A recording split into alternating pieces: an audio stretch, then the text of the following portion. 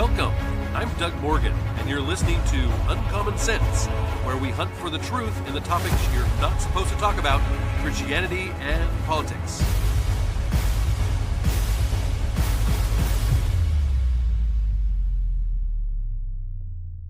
And guess what time it is? It is Friday. And of course, every Friday here on the podcast, we love to bring you FOMO Friday because we don't want you to have that fear of missing out because you're not listening to propaganda media anymore and you want to know what's going on around you. We give you a little bit of what's happening. And from this week, we have a lot of things to bring you.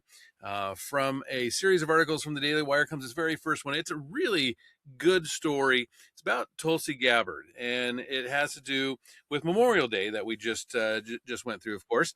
They say that a Gold Star wife's simple Memorial Day request sparked an outpouring of support from Americans, including outgoing Director of National Intelligence, Tulsi Gabbard.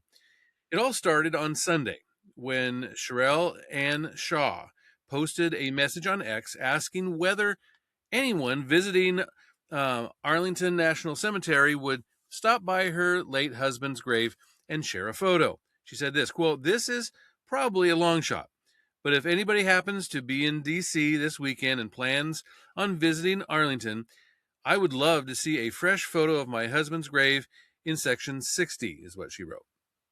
Well, Shaw identified her husband as Staff Sergeant Alan W. Shaw of B Company 112 Cavalry, 1st Cavalry Division, who was killed in Iraq in 2007.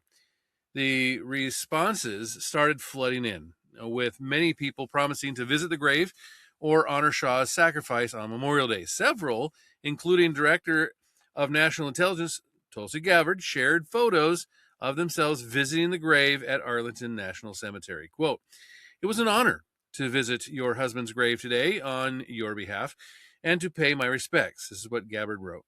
She said, "Our nation owes a debt of gratitude to those who made the ultimate sacrifice and to the loved ones they left behind. Thank you for your service and sacrifice." Shaw responded by thanking Gabbard for honoring her husband, saying, "Seeing you standing there at this grave honestly brought me to tears. Thank you for honoring Alan, for saying his name, and for reminding me that there are still people in this country who have not forgotten the cost of freedom." Now, on Monday, Shaw reflected on the virtual response to the outpouring of support for everyone who honored her request. She said, "Last night, I made a simple request on X." She posted, "I asked if anybody visiting Arlington National Cemetery for Memorial Day would stop by Alan's grave and leave a photo for our family. What happened next, honestly, caught me off guard.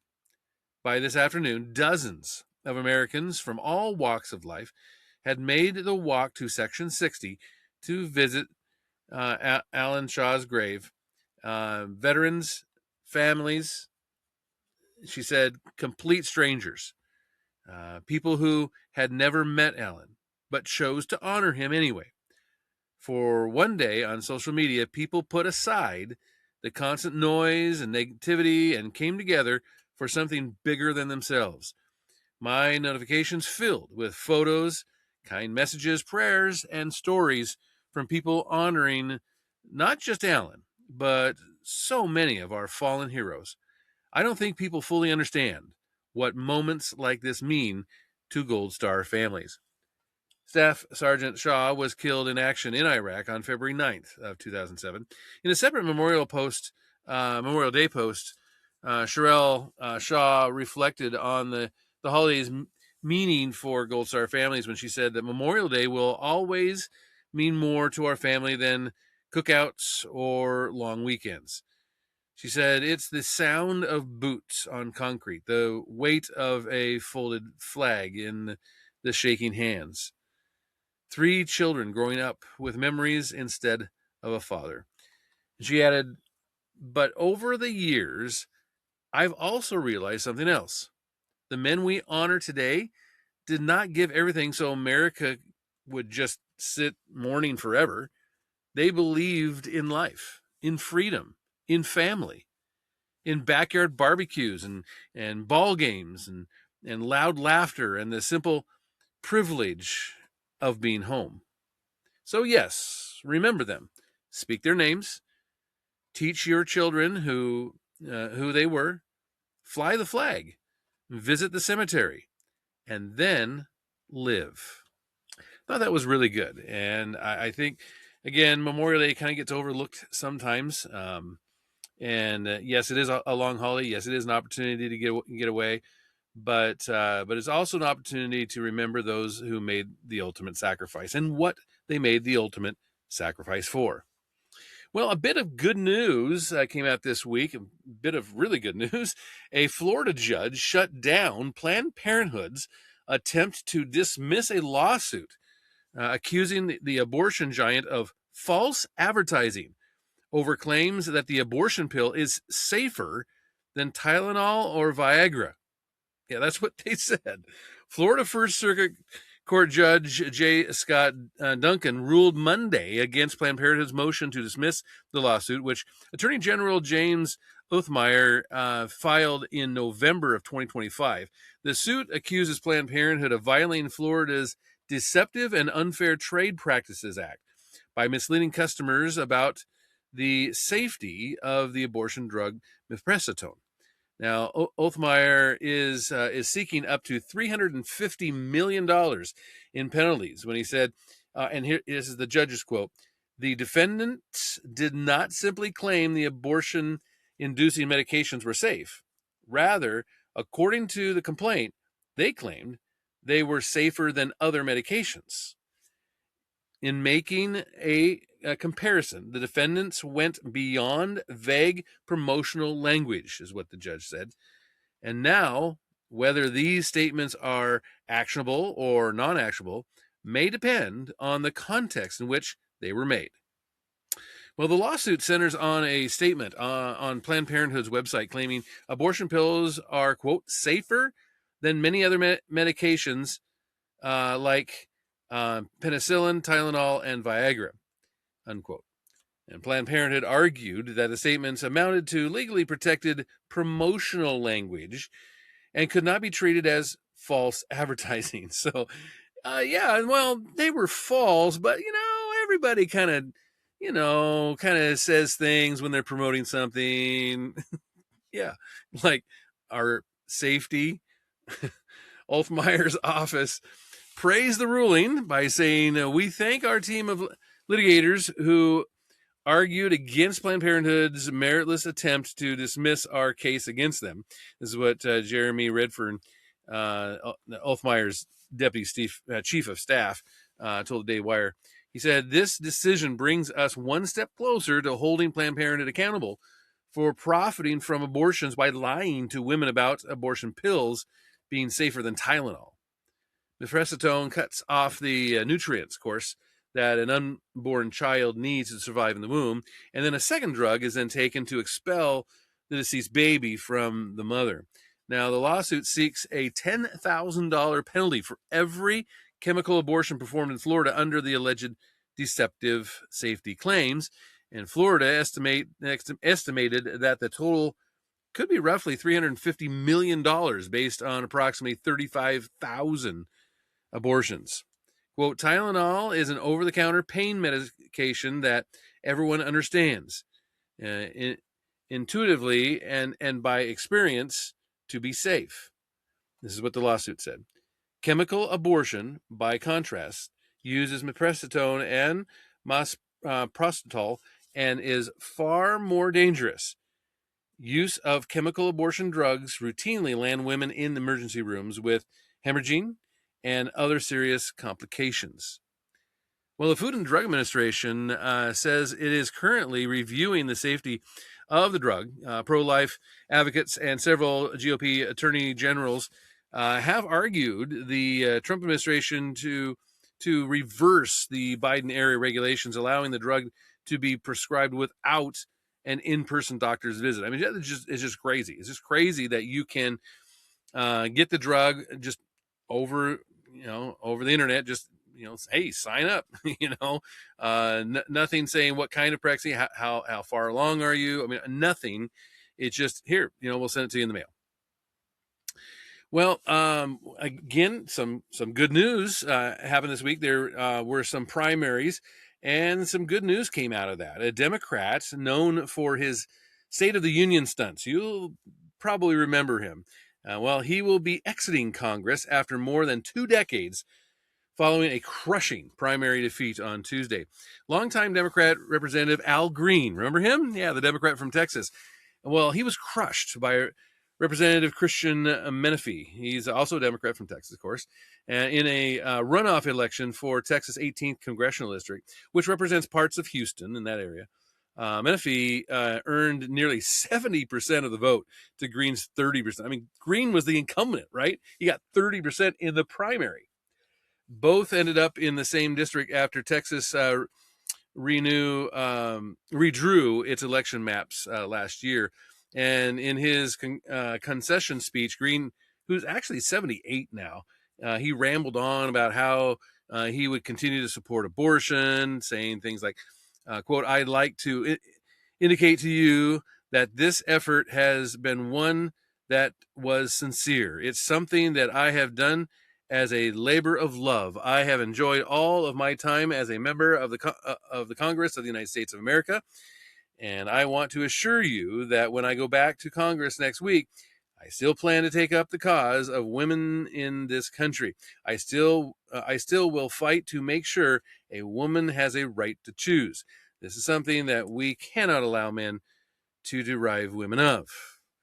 Of course, Green, who was first elected to Congress in 2004, has become known for his opposition to President Donald Trump, introducing articles of impeachment just 2 weeks after Inauguration Day in 2025.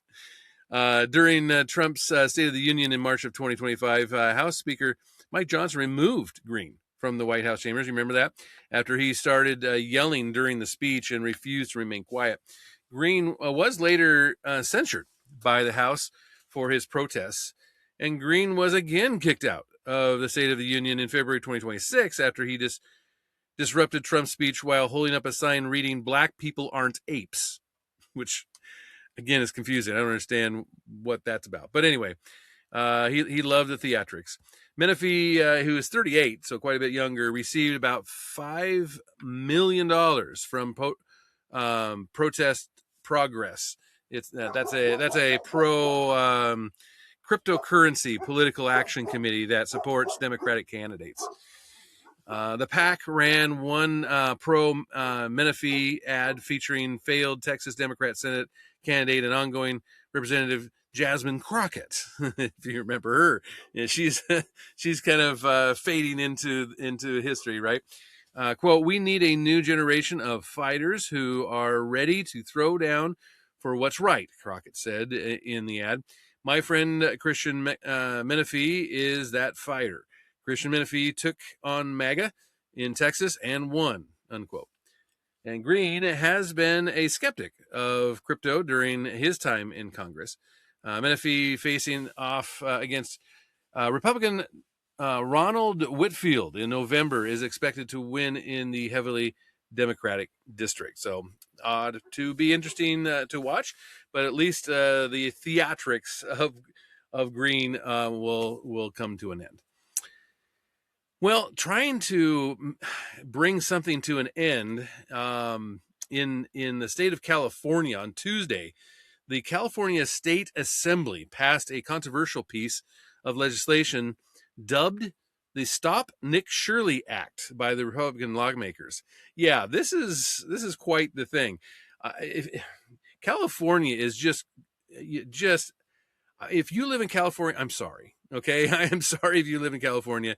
Things are getting bad, and Governor Newsom came out the other day because Donald Trump set up a fund of almost $2 billion for those that had lawfare against them. So in other words, the judicial system was weaponized, and they went after a lot of people. I mean, even things like posting, a satire piece or whatever, they, threw people in jail and things like this. So they went after these guys, and they, and what happened was that that some of them got thrown in jail. The FACE Act, all this different thing, they got weaponized because of their political beliefs, because they were conservative or whatever.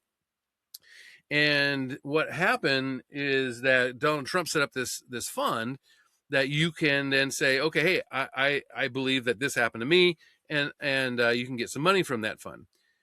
Well, Gavin Newsom, what did he do? He came out the other day and said, hey, if anybody from California is going to get that, we're going to tax that at 100%. So we're going to take all of that money. Yeah, what about the No Kings protests? But anyway, California that decided not to stop there.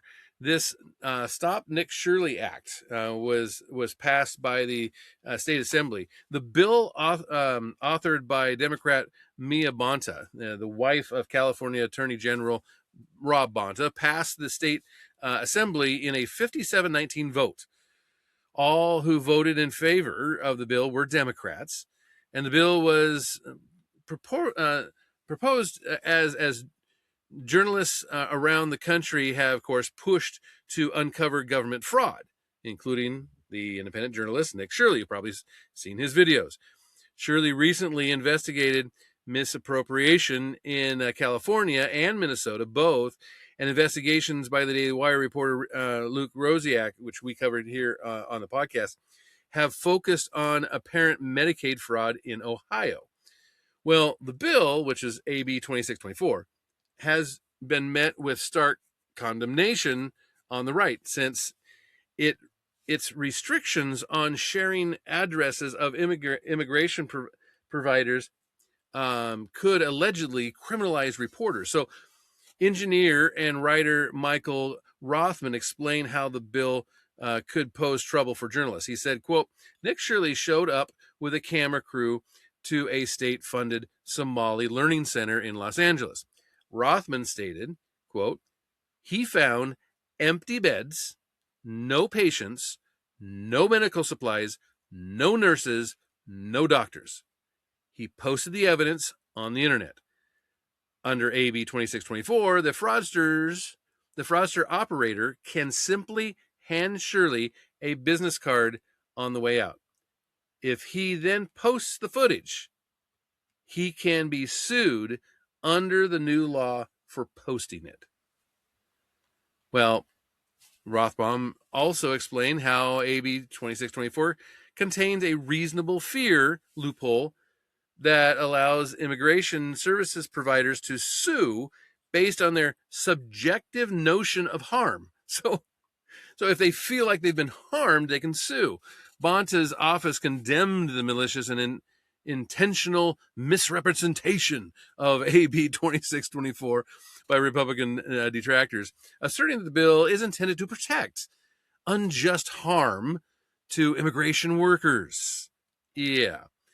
Well, due to this debate, the wording of the bill was amended to be more accommodating to benign journalistic reporting, but the bill now reads that reporting will be criminalized if the reporters are, quote, specifically intending to incite a third person to cause imminent great bodily harm, unquote. So, it is unclear whether the amendment to this bill will allow journalists to report freely on corruption. Obviously, probably not, right? But the bill now faces the California Senate and is currently waiting for Senate committee to place it on the docket for consideration. So we'll follow that. We'll see what happens there. But just a lot of craziness going on when it comes to these liberal states. Speaking of a little bit of craziness and kind of rebelling against some of this liberalism, Jeff Bezos came out the other day. In fact, an opinion piece was written by Peter St. Onge, who is a senior economist at the Heritage Foundation. And he said this. He said, is one of the richest men in the world turning into the next Elon? In an interview last week, Jeff Bezos went full populist, arguing for slashing government spending and government control and ending all taxes for anyone who makes under $75,000. He praised President Donald Trump as, get this, mature and disciplined. Yeah, framing support for the president as being on the side of America and giving a full-throated endorsement of capitalism versus socialism. Now, Bezos has been moving in this direction for a while, and he was rapidly anti-Trump in his first term, but has since warmed not just to the president, but to populism.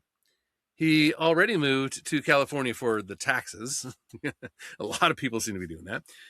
Last year, he announced to the Washington Post, which of course he owns, would henceforth advocate, quote, free markets and individual liberties, unquote, as opposed to the communist deep state the Post used to advocate. Well, he infiltrated the Post's liberal readers, infuriated these liberal readers by refusing to endorse anyone in the 2024 election, which they took as a rebuke of Kamala, and it was. But this is all risky in Silicon Valley, where saying nice things about Trump can end your career and certainly end the dinner party invites. But being worth more than $200 billion gives you some leeway. And it matters because it would be splendid to have another Elon Musk. Bezos kicked off his interview by correctly noting that we've got two economies. Some call it a K-shaped economy, with lots of people doing great, but millions suffering. But the kicker is that unlike socialists who want more government control and more taxes, Bezos wants less. He would start by ending taxes on anyone making less than $75,000 a year, as we said, which would cost shockingly little because just 3% of federal revenue is generated that way. He rejects hiking taxes on billionaires to cover it, as you'd expect, of course, saying the government has a spending problem, not a revenue problem.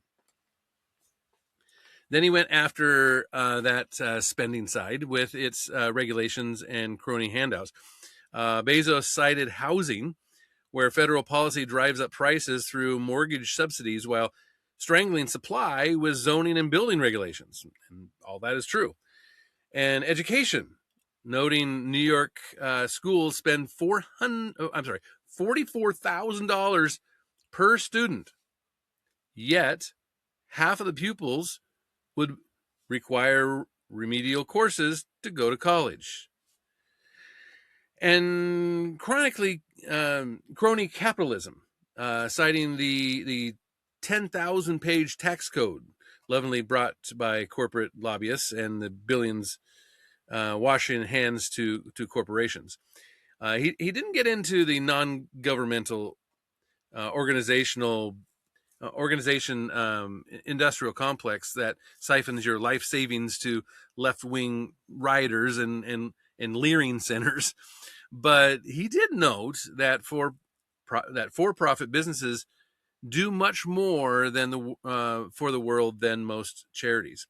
After all, to build a successful business, you must make people's lives better, whether it's McDonald's, Walmart, Amazon, or SpaceX. But to build a successful charity, you have to grab enough money to not fix the problem. That would cause your donations to dry up, of course, if you fix the problem. And Bezos is now the latest convert to the Elon bundle. Free enterprise, small government, less corruption, and less government control. Dozens of billionaires, many formerly left-wing, have now come on side, including the internet pioneer Mark Andreessen, who was terrified by government control of AI, Larry Ellison, who just bought Paramount and CNBC and a dozen others, who wrote more about the economy than pronouns. They worry more about the economy than pronouns. But we'll see if Bezos gets as hands-on as Elon. I don't know if that's going to be the case, but it's encouraging that billionaires are finally turning against the communists who would hang them from a lamppost.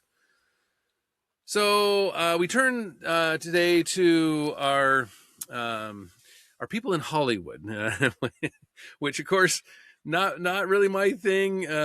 But I know there's a lot of people that love the celebrity news, so we like to throw in an article or two, and this week it's about Supergirl and the star of that movie coming out, actress Millie Alcock, who is who once again reacting to criticism of her upcoming female-led superhero movie, Supergirl. Get this, by blaming Christian dads, and saying she's glad to have triggered them. Yeah, the 26-year-old spoke to Variety last week about backlash ahead of the film's release next month, insisting much of the criticism stems from her being a woman. Yeah, of course it is. Quote, I guess women know that this is just how it's always been, unfortunately. And it's from a lot of people whose profiles have no photo, who are burner accounts or someone's name and then dad of 4, Christian, which is hilarious to me. She also added, but I mean, whose opinion do you really care about? If you're ticking off the right kind of people, you're doing okay, she added. Well, this led to more reactions on social media, of course, saying, I miss the days when actors and actresses wanted you to see their movies. Now they do everything they can to make you not want to go. And sometimes even before the first scene is shot, is what one person observed. Quote, in other words, they're preemptively creating the narrative that this movie's failure was caused by fan backlash to these comments rather than the movie itself being terrible. Got it, another one said. Yeah, a lot of stuff about that. But anyway, the Supergirl star, she preemptively blamed potential criticism of the film on misogyny during a Vanity Fair interview published in March, and in a tactic described as pre-release critical armor, saying, quote, it definitely made me aware that simply existing as a woman in that space is something that people comment on. This is what Alcock said when she was asked about the inevitable backlash that she faced. Quote, we have become very comfortable having this weird ownership of women's bodies. I can't really stop them. I can only be myself. Anyway. Yeah, there's a lot of this type of thing going on right now, and it's just it's sad. It's sad. But Hollywood's not doing too well right now, and I wonder why, right? Well, let's end on a little bit of a lighter note, and it's always interesting to me. The more you learn about God's creation, the more that you see him in it. And this next story really hits that spot, I think. It comes from the AP, and talking about pigeons. Yeah, here's a quote that the magnetic sense for navigation in birds like pigeons has been this mystery for almost 100 years, said Martin Wikelski. He's with the Max Planck Institute of Animal Behavior in Germany. In a new study, he said, and other researchers decided to draw back the curtain on pigeon navigation secrets. They searched for magnetic clues in the bird's organs and found a strong signal in an unexpected place. Probably never guess it. The liver. Yeah. Specialized immune cells in the pigeon's liver break down red blood cells and store iron. When scientists temporarily strip pigeons of those immune cells and let them fly, the birds just couldn't find their way, said Christian Kurtz. The University of Bonn in University is where he's based out of. Said that suggested the iron-rich liver cells might play a role in their sense of direction. And the bird's magnetic compass only got scrambled on overcast days. That's because they also use the sun as a navigation guide. Scientists have previously wondered whether immune cells could be involved in magnetic sensing, but the new study published Thursday in the journal Science is the first to present a full-fledged theory on this. The immune cells are located near nerve fibers in the liver. That might be how they transmit their magnetic sense to the brain and help the pigeons to navigate, but they're still not certain. The researchers think other birds and animals like mice could operate using a similar magnetic GPS, but outside experts say more work is needed to verify the pigeon's navigation this way and to firm up how these signals get to the brain. While the researchers found the strongest magnetic signals in the pigeon's liver, such immune cells have also been spotted in other areas, including the beak and the spleen. Yeah. It's possible this magnetic puzzle doesn't have a single answer, wrote one veterinary pathologist, Simon Spiro, and in accompanying editorial, he wrote that the birds could use different techniques to sense magnetic fields depending on the task, be it traveling long distances or finding a specific destination. Quote, indeed, it could be prudent to have more than one way to get home in the dark, they wrote. So anyway, just like I say, any time that you look at God's creation, it's always going to point to him, and it's always fascinating. It always is. We'd love to hear from you on this. Of course, you can always do that at uncommonsensepodcast.com. Of course, we're on YouTube. You can check us out there. And thank you for listening. This podcast is a production of Organite